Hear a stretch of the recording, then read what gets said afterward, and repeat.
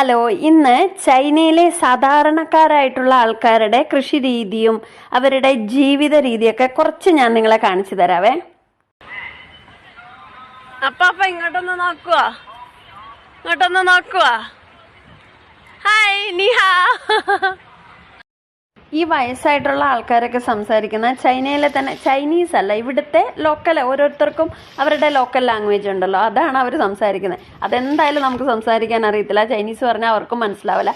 അത്ര വലിയ ക്ലാരിറ്റി ആയിട്ട് ചൈനീസ് സംസാരിക്കാൻ എനിക്കും അറിയത്തില്ലാത്തതുകൊണ്ട് ഞാനങ്ങ് മലയാളത്തിൽ സംസാരിച്ചു, അത്രയേ ഉള്ളൂ.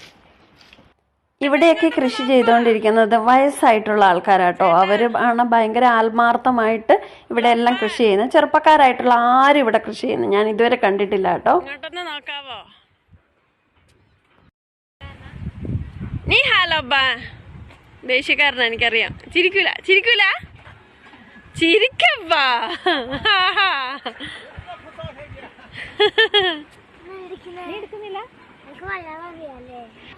ഇത് കണ്ടില്ലേ, എത്ര വയസ്സായ ഒരു അമ്മച്ചിയാന്ന് നോക്കി. അവർ കൃഷി ചെയ്യാനുള്ള ഒരു കമ്പം കൊണ്ട് പോവുക കേട്ടോ. ഇങ്ങനെയുള്ള വയസ്സായുള്ള അമ്മച്ചിമാരുടെയൊക്കെയാണ് കൃഷികൾ നമ്മളിവിടെ കൂടുതലും കാണുന്നത്. ഇവരെ കണ്ടില്ലേ, എല്ലാ തരത്തിലുള്ള പച്ചക്കറികളും ഇവിടെ ഇവർ കൃഷി ചെയ്തുണ്ടാക്കുന്നുണ്ട് കേട്ടോ. ഇവരുടെ മണ്ണ് ഭയങ്കര നല്ലതാണ്. ഈ അമ്മച്ചി നിങ്ങളുണ്ട്, എത്ര പ്രായമായ അമ്മച്ചിയാ സൈക്കിൾ റിക്ഷ ഓടിച്ചിട്ട് പോകുന്നതെന്ന്. ഇവിടെ നിങ്ങൾക്ക് ഇതുപോലെ ചിക്കൻ ഫ്രൈ ചെയ്ത് വെച്ചിട്ടുണ്ട്. നല്ല ടേസ്റ്റ് ആയിരുന്നു കേട്ടോ. ഇത് നല്ല ടേസ്റ്റ് അടി. പക്ഷെ ഇത് ബാർബിക്യൂ പോലെ ഉണ്ട്.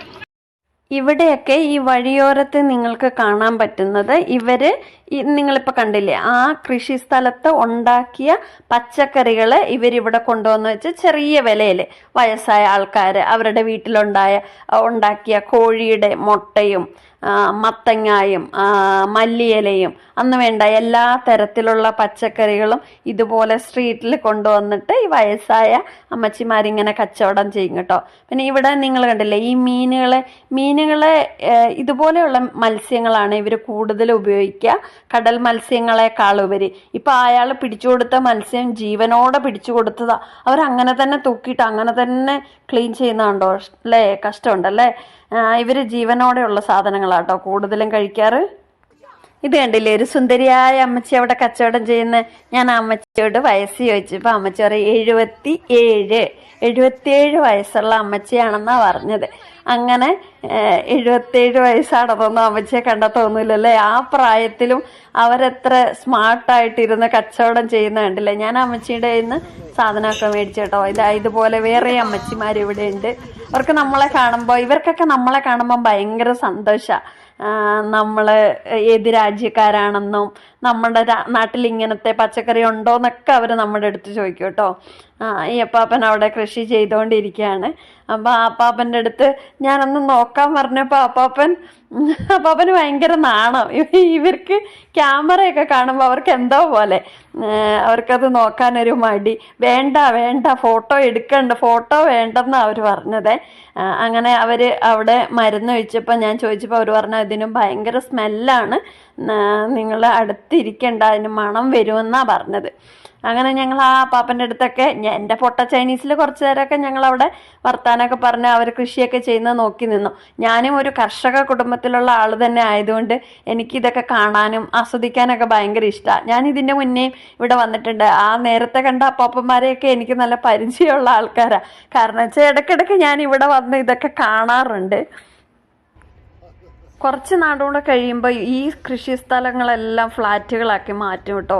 പിന്നെ കൃഷി ചെയ്യാൻ വേണ്ടി വേറെ സ്ഥലങ്ങളുണ്ട്. അവിടെയൊക്കെ എന്ന് പറഞ്ഞാൽ ഭയങ്കര ഹൈടെക് മോഡലിലുള്ള കൃഷി രീതികളൊക്കെയാണ്. ഇത് സാധാരണക്കാരായ ആൾക്കാർ തൂമ്പ കൊണ്ടും ഒക്കെ ചെയ്യുന്ന കൃഷികളല്ലേ. ടൗണിൽ ബാക്കി സ്ഥലങ്ങളിലൊക്കെ ചൈനയിലെ കൃഷികളൊക്കെ ഭയങ്കര ഹൈടെക് മോഡലിലുള്ള കൂടുതൽ മെഷീനുകൾ.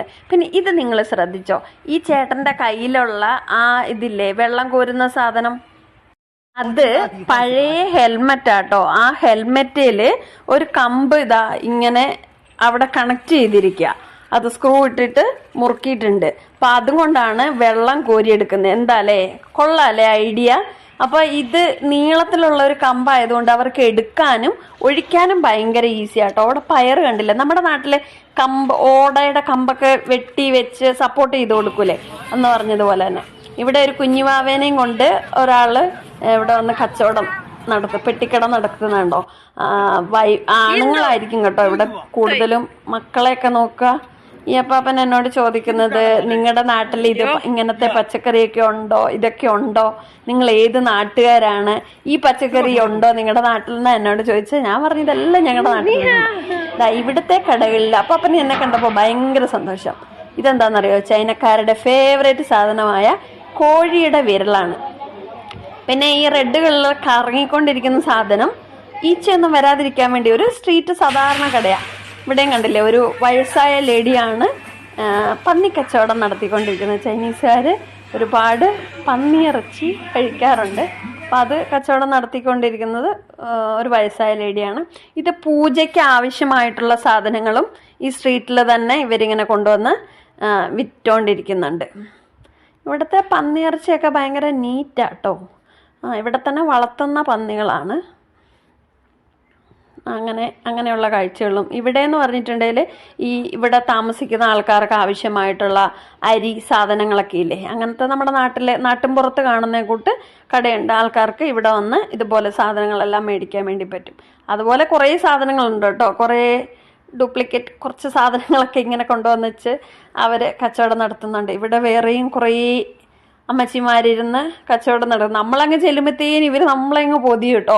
എന്നിട്ട് മേടിക്കേ എന്ന് പറഞ്ഞുകൊണ്ട് അവരിങ്ങനെ ചെറിയ വിലയൊക്കെ ഉണ്ടാവുള്ളൂ, വലിയ വിലയൊന്നും ഉണ്ടാവില്ല. ഇതൊക്കെ നാടൻ കോഴിയുടെ മുട്ടയാട്ടോ. അവരുടെ വീട്ടിൽ ഉണ്ടായ അവരുടെ വീട്ടിലെ കോഴിയുടെ മുട്ടയൊക്കെയാണ് അവർ കൊണ്ടുവന്നിട്ട് വിൽക്കുന്നത്. ഇതുണ്ടല്ലേ, ഒരുപാട് അമ്മച്ചിമാരെ കണ്ടില്ലേ. ഇതെല്ലാവരും കൂടുതലും നിങ്ങൾ ശ്രദ്ധിച്ചോ, ഇവിടെയുള്ള കൂടുതലും അമ്മച്ചിമാരാണ് കൂടുതലും കച്ചവടം നടത്തുന്നത്. ഇത് ഞവണിങ്ങയില്ലേ, നമ്മുടെ നാട്ടിൽ തോട്ടിലൊക്കെ ഉള്ള കൂട്ട് ഞവണിങ്ങ, അതും ഇവിടെ കൊണ്ടുവന്ന് കച്ചവടം നടത്തുന്ന കാണാൻ പറ്റും. അപ്പോൾ ഇതൊക്കെയാണ് ഇന്നത്തെ ചൈന വിശേഷങ്ങൾ. അപ്പോൾ കൂടുതൽ വിശേഷങ്ങളൊക്കെ ആയിട്ട് നമ്മളൊക്കെ അടുത്ത വീഡിയോയിൽ വീണ്ടും കാണാം. അപ്പം നിങ്ങൾക്ക് എൻ്റെ വീഡിയോ ഇഷ്ടമായിട്ടുണ്ടെങ്കിൽ കമൻറ്റ് ചെയ്യുക, ലൈക്ക് ചെയ്യുക, സപ്പോർട്ട് ചെയ്യുക. അപ്പോൾ ഇനി ഏത് തരത്തിലുള്ള വീഡിയോ ആണെന്നൊക്കെ ഉള്ളത് നിങ്ങൾ കമൻ്റായിട്ട് എഴുതിയാൽ മതി. അടുത്ത വീഡിയോയിൽ ഞാൻ അതുമായിട്ട്